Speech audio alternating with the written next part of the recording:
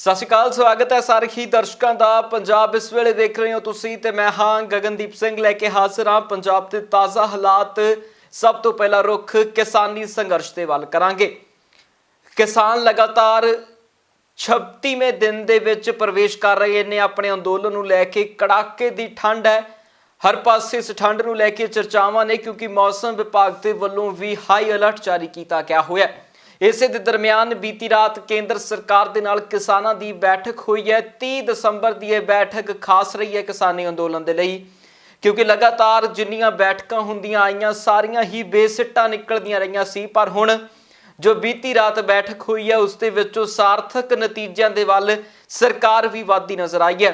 सरकार दे वलों किसानां दीयां 2 मंगां मन्नण दी गल आख दित्ती गई है। दस्सी कि किसानां दीयां 8 मंगां दे विचों 2 मंगां सन कि बिजली सोध एक्ट नूं रद्द कीता जावे अते पराली एक्ट जो लिआंदा गया उस दे उत्ते भी रद्द करन दी चर्चा सी। सो हुण केंद्र सरकार ने इन्हां दोहां बिलां नूं ना लिआउण दी गल कीती है। दस्सदी कि बिजली सोध एक्ट वापस लैण दी गल कर लई गई है। सरकार दे वल्लों ये बिल हुण नहीं लिआंदे जाणगे।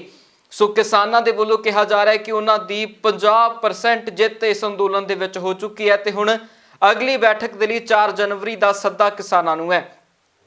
सो किसान जथेबंदियां ने भी ऐलान किया है कि 4 जनवरी तक असी सरकार की तरह, जिस तरह सरकार एक कदम अगे वधी है, असी भी अगे वधांगे ते सरकार दे नाल हर तरीके दा जिहड़ा समर्थन करते हुए असी अगे वधांगे। ते जेकर गल जल्द सरकार निबेड़न की इच्छा दे विच है तो असी भी सरकार दे नाल हां।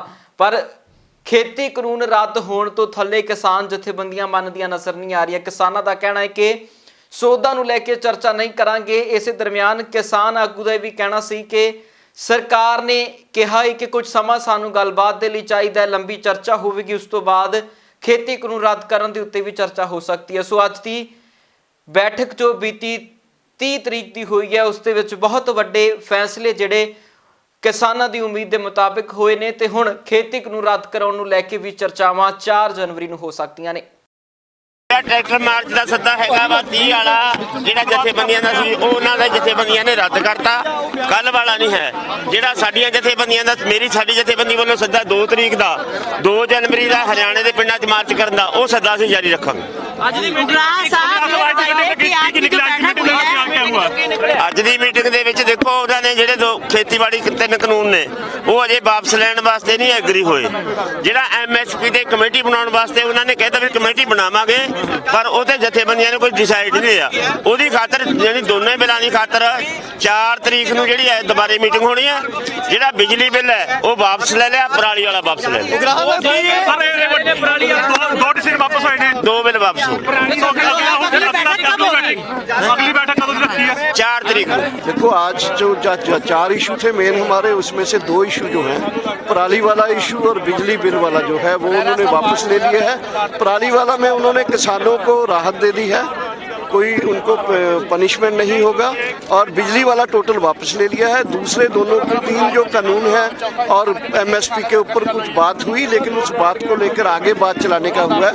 अब 4 तारीख को 2 बजे नेक्स्ट बैठक होगी। लगता है कि आधी जीत जो हुई है आधी तो नहीं है, 1/4 है, क्योंकि पहला दूसरा मुद्दा बड़े मुद्दे हैं, ये छोटे मुद्दे थे।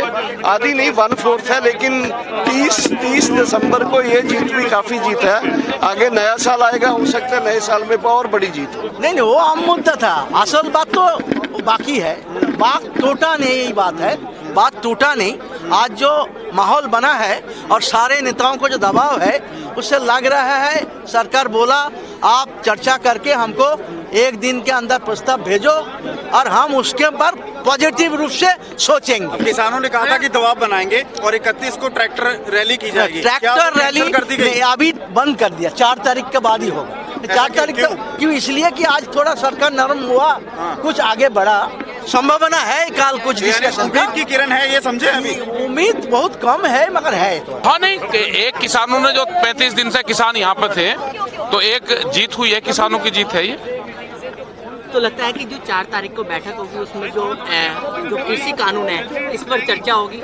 2 इशू रहेंगे, 2 पर 4 तारीख में बात करेंगे। लेकिन जो आपकी जो कल ट्रैक्टर रैली थी वो स्थगित कर दी। अच्छा। वो अब नहीं होगी क्योंकि एक सार्थक बातचीत सरकार से हुई है, तो ट्रैक्टर रैली भी स्थगित कर दी।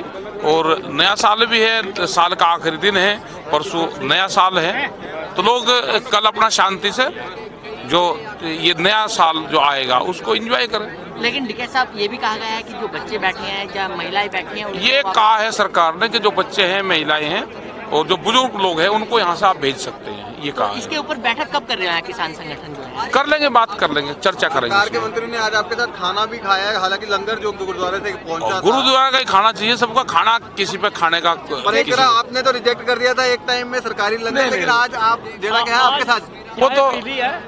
वो तो सब हैं, उन्होंने वो जी। सुनिए ना, आप ट्वीट कर रहे सकारात्मक माहौल वाला, तो माहौल तो सकारात्मक ही है ना। नहीं, सकारात्मक ही है ना भाई। दो बात उन्होंने मान ली, दो नहीं माननी, उस पर बातचीत होगी। नहीं, कुछ नहीं बनी है जी। केवल 10% बात मानी गई है, 90% अभी बकाया है। और जब तक सारी नहीं मानी जाएगी तब तक हम अपना आंदोलन वापस नहीं लेंगे। 4 तारीख को उसके लिए दोबारा से मीटिंग रखी गई है। ट्रैक्टर मार्च 31 तारीख पोस्टपोन करना, किस लहजे च कह सकते हो? देखिए, वो इसलिए किया है कि अच्छे सौहार्दपूर्ण माहौल में बात हुई है। वो एक कदम आगे सरकार बढ़ी भी है, तो उसमें वो सौहार्दपूर्ण माहौल जो है वो खराब ना हो, इसलिए कल का जो प्रोग्राम है वो कैंसिल कर दिया गया ट्रैक्टर मार्च का, और 4 तारीख तक के लिए आज का तो ठीक ही रहा है। देश के लोगों के लिए जो इन्होंने मतलब पराली जलाने पे मतलब बहुत बड़ा सजा और जुर्माने का प्रावधान कर दिया था, वो वापस ले लिया सरकार ने। वो भी एक अच्छी जीत है, बढ़िया मतलब संकेत है इस आंदोलन में से निकला। और दूसरी बात जो आगे की बात आई है वो ये है कि सरकार पॉजिटिव है। सरकार ने ये कहा कि हमारा अंत तक हमारी एक ही बात थी कि इस आंदोलन को वापस अपना आंदोलन वापस करवाना है अगर आपने, तो कानूनों को वापस ले सरकार। और सरकार मान चुकी है कि कानूनों को वापस लेने के लिए 4 तारीख के लिए सरकार ने हमें मतलब बैठक दी है। और ये आंदोलन अब केवल यहाँ पर नहीं है, पटना में भी हो चुका है, हैदराबाद में आज हुआ है, बड़ी गैदरिंग हुई है, इधर तमिलनाडु में हो रहा है। ये पूरे देश में ये आंदोलन हो रहा है, इसका दबाव सरकार स्वीकार कर चुकी है। और इसीलिए सरकार अब आहिस्ता आहिस्ता कदम दर कदम पीछे हटनी शुरू हुई है। मुझे उम्मीद है कि जीतेंगे। देखिए, सरकार तो पहले जो कुछ करी, लेकिन ये तो हम लोगों की आवाज़ है उठा रहे हैं, हमारी अपनी कुछ नहीं है। लोगों की जो मांग है वो सरकार के आगे रख रहे हैं। जब लोग ये चाहते हैं, हम तो लोगों की बात कर रहे हैं, हम अपना कोई निजी थोड़ा है हमारा, इसलिए वो बात नहीं हो सकती। तो सरकार के सब कुछ चलता है, लेकिन ये तीनों खेती कानून रद्द और MSP जड़ी है वो लागू करवा के। लगता है कि सरकार 4 तारीख को मानेगी कृषि कानून जो बिल है? देखिए, आज के हिसाब से तो लगता ही है, लेकिन फिर भी सरकार जो सरकारी है ना, उनको ये भी तो चाहते हैं ना कि ऐसे नहीं हो। तो आंदोलन जारी रहेगा फिर भी? आंदोलन चलता रहेगा। आज की बैठक पूर्व की तरह बहुत अच्छे वातावरण में, सौहार्दपूर्ण वातावरण में संपन्न हुई। और आज की बैठक में किसान यूनियन के नेताओं ने जो 4 विषय चर्चा के लिए रखे थे, उनमें 2 विषयों पर आपसी रजामंदी सरकार और यूनियन के बीच में हो गई है। पहला जो एनवायरमेंट से संबंधित ऑर्डिनेंस है, उसमें पराली और किसान सम्मिलित हैं। उनकी शंका थी कि किसान को इसमें नहीं होना चाहिए। सरकार ने कहा है कि हम आपकी चिंता से वाकिफ हैं और इस मामले में दोनों पक्षों में रजामंदी हो गई। दूसरा, इलेक्ट्रिसिटी एक्ट जो अभी आया नहीं। उधर पंजाब ਦੇ ਵਸਨੀਕਾਂ ਦੇ ਲਈ ਵੀ ਪੰਜਾਬ ਸਰਕਾਰ ਦੇ ਵੱਲੋਂ ਵੱਡੀ ਖਬਰ ਹੈ। ਪੰਜਾਬ ਸਰਕਾਰ ਨੇ ਲਗਾਤਾਰ ਪੰਜਾਬ ਦੇ ਵਿੱਚ ਮਹਾਮਾਰੀ ਦੇ ਕੇਸਾਂ ਦੇ ਵਿੱਚ ਆ ਰਹੀ ਗਿਰਾਵਟ ਦੇ ਚੱਲਦਿਆਂ ਵੱਡਾ ਐਲਾਨ ਕੀਤਾ ਹੈ। ਪੰਜਾਬ ਸਰਕਾਰ ਦੇ ਐਲਾਨ ਦੇ ਮੁਤਾਬਿਕ ਹੁਣ 1 ਜਨਵਰੀ 2021 ਤੋਂ ਪੰਜਾਬ ਦੇ ਵਿੱਚ ਨਾਈਟ ਕਰਫਿਊ ਖਤਮ ਕਰ ਦਿੱਤਾ ਗਿਆ ਹੈ। ਦੱਸਦੀਏ ਕਿ ਸਰਕਾਰੀ ਆਦੇਸ਼ਾਂ ਦੇ ਮੁਤਾਬਿਕ 31 ਦਸੰਬਰ ਰਾਤ ਤੱਕ ਇਹ ਕਰਫਿਊ ਜਾਰੀ ਰਹੇਗਾ। ਦੱਸਦੀਏ ਕਿ ਕਰਫਿਊ ਦੇ ਕਾਰਨ ਰਾਤ ਨੂੰ 9:30 ਵਜੇ ਤੱਕ ਹੋਟਲ, ਰੈਸਟੋਰੈਂਟ, ਮੈਰਿਜ ਪੈਲੇਸ ਬੰਦ ਕਰਨ ਦਾ ਜੋ ਆਦੇਸ਼ ਸੀ ਉਹ ਵੀ ਵਾਪਸ ਲੈ ਲਿਆ ਗਿਆ ਹੈ। ਹੁਣ 1 ਜਨਵਰੀ 2021 ਤੋਂ ਪੰਜਾਬ ਦੇ ਵਿੱਚੋਂ ਨਾਈਟ ਕਰਫਿਊ ਬੰਦ ਕਰਨ ਦੇ ਆਦੇਸ਼ ਜਿਹੜੇ ਸਰਕਾਰ ਦੇ ਵੱਲੋਂ ਦੇ ਦਿੱਤੇ ਗਏ ਨੇ। ਦੱਸਦੀ ਕਿ ਸਰਕਾਰ ਦੇ ਵੱਲੋਂ ਪਹਿਲਾ ਆਦੇਸ਼ ਸਨ ਕਿ ਵਿਆਹ ਸਮਾਰੋਹ ਅਤੇ ਸੋਸ਼ਲ ਗੈਦਰਿੰਗ ਦੇ ਵਿੱਚ 100 ਅਤੇ ਆਊਟਡੋਰ ਦੇ ਵਿੱਚ 250 ਲੋਕਾਂ ਦੀ ਇਜਾਜ਼ਤ ਸੀ, ਪਰ 1 ਜਨਵਰੀ ਤੋਂ ਇਨਡੋਰ ਦੇ ਲਈ 200 ਅਤੇ ਆਊਟਡੋਰ ਦੇ ਲਈ 500 ਲੋਕਾਂ ਦਾ ਇਕੱਠ ਕੀਤਾ ਜਾ ਸਕਦਾ ਹੈ। ਸਰਕਾਰ ਨੇ ਇਹ ਵੀ ਕਿਹਾ ਹੈ ਕਿ ਜ਼ਿਲ੍ਹਿਆਂ ਦੇ ਵਿੱਚ ਵਿਵਸਥਾ ਨੂੰ ਸਖਤੀ ਨਾਲ ਲਾਗੂ ਕਰੇ ਪ੍ਰਸ਼ਾਸਨ ਅਤੇ ਉਚਿਤ ਵਿਵਸਥਾ ਵੀ ਕਰੇ। ਸਰਕਾਰ ਨੇ ਸੋਸ਼ਲ ਡਿਸਟੈਂਸਿੰਗ ਨੂੰ ਲੈ ਕੇ ਪੁਖਤਾ ਪ੍ਰਬੰਧ ਕਰਨ ਦੇ ਵੀ ਐਲਾਨ ਜੋ ਕੀਤੇ ਨੇ। ਤੇ ਹੁਣ ਇੱਕ ਨਜ਼ਰ ਖਾਸ ਅਤੇ ਸਿਆਸੀ ਬਿਆਨਾਂ ਤੇ। ਬਈ ਮੈਂ ਇਸ ਗੱਲ ਦੀ ਖੁਸ਼ੀ ਮਹਿਸੂਸ ਕਰਦਾ ਹਾਂ ਕਿ ਸਾਡੇ ਕਿਸਾਨ ਆਪਣੇ ਆਪ ਨੂੰ ਥੋੜਾ ਸੰਤੁਸ਼ਟ ਮਹਿਸੂਸ ਕਰ ਰਹੇ ਹੈ ਔਰ ਕੇਂਦਰ ਸਰਕਾਰ ਕੋਲੋਂ ਇਸ ਗੱਲ ਦੀ ਅਸੀਂ ਮੰਗ ਕਰਦੇ ਹਾਂ ਕਿ 4 ਤਰੀਕ ਨੂੰ ਹੋਣ ਵਾਲੀ ਮੀਟਿੰਗ ਦੇ ਵਿੱਚ ਕਿਸਾਨਾਂ ਦੀ ਉਮੀਦ ਅਨੁਸਾਰ ਇਹ ਤਿੰਨੇ ਕਾਲੇ ਕਾਨੂੰਨ ਵਾਪਸ ਲਵੋ, MSP ਦੀ ਗਰੰਟੀ ਦੇ ਦਿਓ ਔਰ ਇਹਨੂੰ ਹੋਰ ਅੰਦੋਲਨ ਹੋਰ ਨਾ ਅੱਗੇ ਜਾਵੇ, ਇਹ ਮੌਤਾਂ ਹੋਰ ਨਾ ਹੋਣ, ਇਹ ਜਾਨਾਂ ਹੋਰ ਨਾ ਜਾਣ। ਇਹਦੇ ਵਾਸਤੇ ਇਹ ਮਹਿਸੂਸ ਕੀਤਾ ਜਾਂਦਾ ਸੀ ਕਿ ਨਵੇਂ ਸਾਲ ਵਾਲੇ ਦਿਨ ਇਹ ਖੁਸ਼ੀ ਦੀ ਖਬਰ ਲੋਕਾਂ ਤੱਕ ਪਹੁੰਚੇਗੀ, ਲੇਕਿਨ ਉਹ ਖਬਰ ਨੂੰ ਕੇਂਦਰ ਸਰਕਾਰ ਨੇ ਫਿਰ 4 ਤਰੀਕ ਤੱਕ ਟਾਲ ਦਿੱਤਾ ਹੈ ਔਰ ਕੇਂਦਰ ਸਰਕਾਰ ਤੋਂ ਫਿਰ ਇਸ ਗੱਲ ਦੀ ਅਸੀਂ ਮੰਗ ਕਰਦੇ ਹਾਂ ਕਿ 4 ਤਰੀਕ ਵਾਲੇ ਦਿਨ ਇਹ ਕਿਸਾਨਾਂ ਦੀਆਂ ਮੰਗਾਂ ਮੰਨੀਆਂ ਜਾਣ ਤੇ ਹੋਰ ਇਹਨੂੰ ਅੱਗੇ ਹੋਰ ਨਾ ਵਧਾਇਆ ਜਾਵੇ। ਉਧਰ ਰੁਖ ਬਿਹਾਰ ਦੇ ਵੱਲ ਵੀ ਕਰਾਂਗੇ। ਬਿਹਾਰ ਦੇ ਵਿੱਚ ਬੀਤੇ ਦਿਨੀਆਂ ਹੋਈਆਂ ਚੋਣਾਂ ਤੋਂ ਬਾਅਦ ਭਾਜਪਾ ਦੀ ਗੱਠਜੋੜ ਦੀ ਸਰਕਾਰ ਬਣਦੀ ਨਜ਼ਰ ਆ ਰਹੀ ਸੀ, ਪਰ ਹੁਣ ਇਸ ਸਰਕਾਰ ਦੇ ਉੱਤੇ ਵੀ ਸਮੱਸਿਆਵਾਂ ਖੜੀਆਂ ਹੋ ਚੁੱਕੀਆਂ ਨੇ ਕਿਉਂਕਿ JDU ਦੇ 17 ਵਿਧਾਇਕ ਤੇਜਸਵੀ ਦੇ ਨਾਲ ਮਿਲ ਕੇ ਸਰਕਾਰ ਬਣਾਉਣ ਦੇ ਲਈ ਤਿਆਰ ਨੇ। ਇਸ ਗੱਲ ਦਾ ਦਾਅਵਾ ਜਿਹੜਾ ਕੀਤਾ ਜਾ ਰਿਹਾ ਹੈ JDU ਦੇ ਵੱਲੋਂ, ਉਹਨਾਂ ਦਾ ਕਹਿਣਾ ਹੈ ਕਿ 17 ਵਿਧਾਇਕ ਉਹਨਾਂ ਦੇ ਤਾਲਮੇਲ ਦੇ ਵਿੱਚ ਨੇ ਜੋ ਲਗਾਤਾਰ ਉਹਨਾਂ ਨੂੰ ਸੰਪਰਕ ਕਰ ਰਹੇ ਨੇ ਤੇ ਜਲਦ ਜਿਹੜੀ ਸਰਕਾਰ ਉਹਨਾਂ ਦੇ ਵੱਲੋਂ ਬਣਾਈ ਜਾ ਸਕਦੀ ਹੈ। ਦੱਸ ਦਈਏ ਕਿ RJD ਨੇਤਾ ਸ਼ਾਮ ਰਾਜਕ ਦਾ ਇਹ ਵੱਡਾ ਦਾਅਵਾ ਹੈ। ਉਹਨਾਂ ਦਾ ਕਹਿਣਾ ਹੈ ਕਿ ਜਲਦ ਜਿਹੜੀ ਉਹਨਾਂ ਦੇ ਵੱਲੋਂ JDU ਦੇ ਨੇਤਾਵਾਂ ਨੂੰ ਨਾਲ ਮਿਲਾ ਕੇ ਸਰਕਾਰ ਬਿਹਾਰ ਦੇ ਵਿੱਚ ਬਣਾਈ ਜਾਵੇਗੀ ਤੇ ਤੇਜਸਵੀ ਯਾਦਵ ਦੇ ਨਾਲ ਮਿਲ ਕੇ ਸਰਕਾਰ ਬਣ ਸਕਦੀ ਹੈ। ਸੋ ਜੇਕਰ ਬਿਹਾਰ ਦੇ ਵਿੱਚੋਂ ਭਾਜਪਾ ਨੂੰ ਅਜਿਹਾ ਝਟਕਾ ਲੱਗਦਾ ਹੈ ਤਾਂ ਇਹ ਬਹੁਤ ਵੱਡਾ ਝਟਕਾ ਭਾਜਪਾ ਦੇ ਲਈ ਹੋ ਸਕਦਾ है। ये नीतीश जी की परेशानी बढ़ती जा रही है।